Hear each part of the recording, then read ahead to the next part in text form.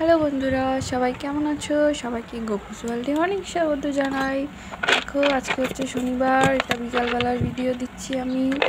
আজকে গোপাল সোনাকে লাস্সি বানিয়ে দেব। দেখো, লাস্সি বানানোর জন্য আমি প্রথমে কিছু ড্রাই ফ্রুটস নিচ্ছি। আমন্ড নিয়েছি, এখন আমি পেস্তা বাদাম নেব। দেখো, দুটো পেস্তা বাদাম নিয়ে নিয়েছি। তারপরে কাজু কিশমিশ নেব। একে কাজু কিশমিশগুলোকে ছোট্ট ছোট্ট করে কেটে নেব এখন। তো দেখো, সমস্ত ড্রাই ফ্রুটসগুলোকে আমার নেওয়া হয়ে গিয়েছে।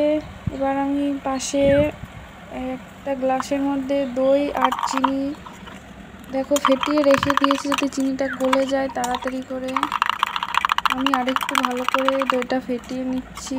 এবার চলো একে একে ড্রাই ফ্রুটসগুলোকে একদম ছোট্ট ছোট্ট করে কুচি কুচি করে কাটা যাক।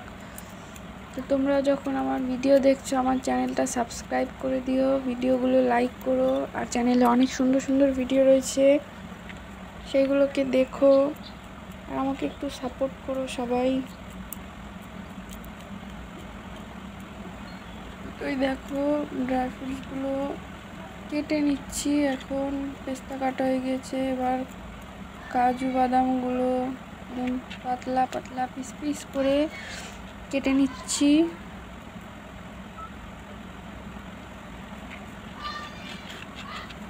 কিশমিশগুলো দেখো, আমন্ড বাদাম কাটার সময় একটু অসুবিধা ছিল, কারণ আমন্ড বাদামের গায়ের খোসাগুলো লেগেছিল, ওইগুলোর জন্য একটু অসুবিধা হচ্ছিল কাটতে চাকু দিয়ে। তো কিশমিশগুলো একদম ইজিলি কাটা গিয়েছে, কারণ কিশমিশগুলো নরম আর ছোট্ট ছোট্ট করে কাটতে খুব সুবিধাই হয়েছে, জোর দিতে হয়নি বেশি কিশমিশ কাটার সময়।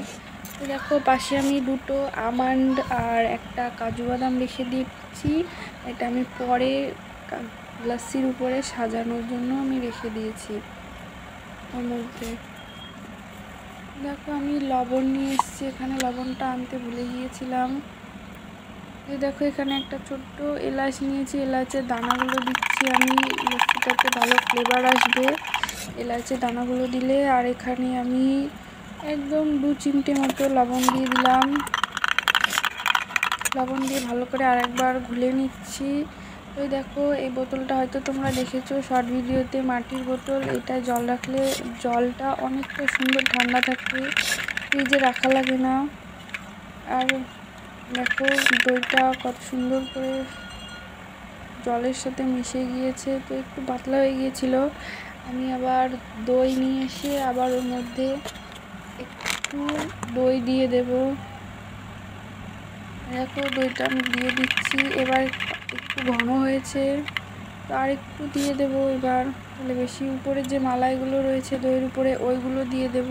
ওইগুলো দিলে লাস্সিটা খেতে অনেকটা সুন্দর লাগবে গোপাল সোনার। এবার হচ্ছে ভালো করে মিক্স করতে হবে, মিক্স মিক্স মিক্স সব ভালো করে মিক্স করা হয়ে গিয়েছে। এবার একে একে ড্রাই ফ্রুটসগুলো সুন্দর করে দিয়ে দেব। কিশমিশ দেওয়া হয়ে গিয়েছে, পেস্তা কাজু, এবার আমন্ড বাদাম দেব। দেখ কত সুন্দর লাগছে ড্রাই ফ্রুটসটা দেখতে। দেখো, এবার উপরে সাজানোর জন্য আমি কাজু বাদাম আর আমন্ড বাদাম দিয়ে দিলাম।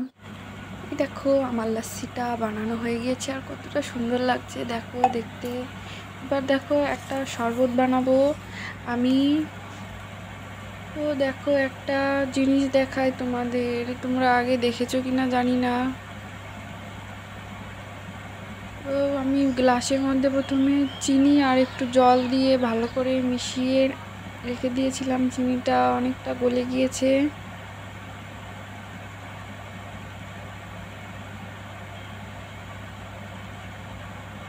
তো দেখো, আমি যে কি করছিলাম এই সময় আমি নিজে ভুলে গেছি, গ্লাসটা রেখে কোথায় চলে গিয়েছিলাম, হাত ধুতে গিয়েছিলাম মনে হয়। তো দেখো, চিনির জলটাকে মুছে ভালো করে আমি ঘুলে নিচ্ছি। তো আমি চামচটা ধুতে গিয়েছিলাম, আমার এখন মনে পড়লো ভিডিওটা দেখে। তো এই জিনিসটা তোমরা কারা কারা চেনো, এইটাকে বলে হচ্ছে গোঁদ। এটা হচ্ছে অনেকটা জেলির মতো।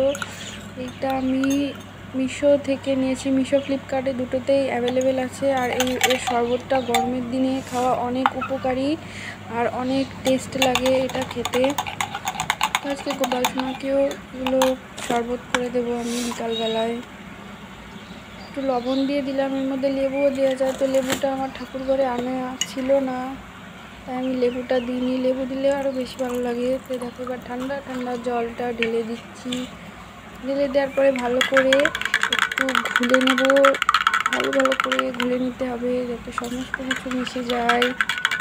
চিনিটা লবণটা খুব সুন্দর করে শরবতের সাথে মিশে যাচ্ছে। এবার দেখো হয়ে গিয়েছে শরবতটা।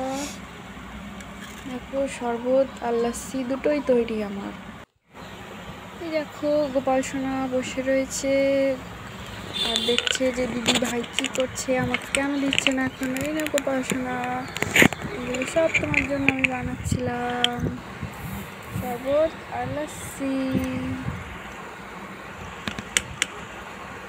তো এখন দুটো জিনিসই গোপাল সোনার সামনে দেখো দিয়ে দিচ্ছি।